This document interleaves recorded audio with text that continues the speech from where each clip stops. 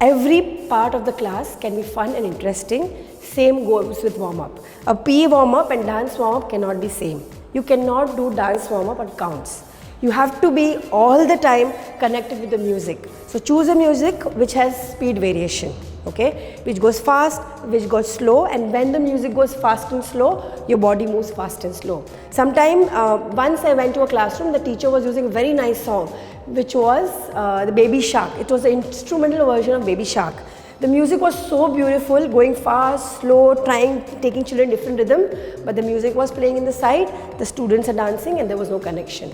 So just start using the music well and you'll enjoy a warm-up. Another way to add fun in the warm-up is using elements of dance. So it's changing side and jumping, yeah, it's changing levels and jumping, it's counts. So you say you jump 8 counts, then you jump 4 counts, then you jump 2 counts. So 8, 8, 8, 8, 8, 8, then you say 4, 4, 4, 4, then say 2, and then you say only 1.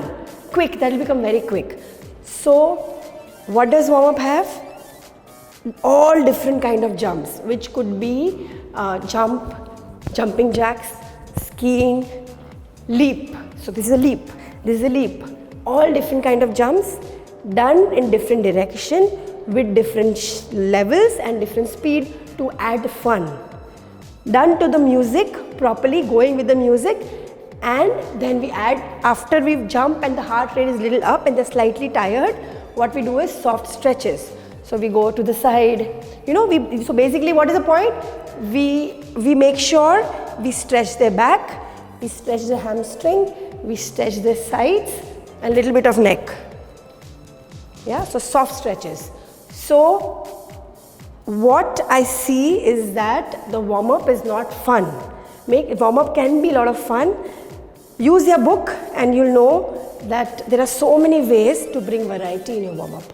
And don't forget to stay connected to the music.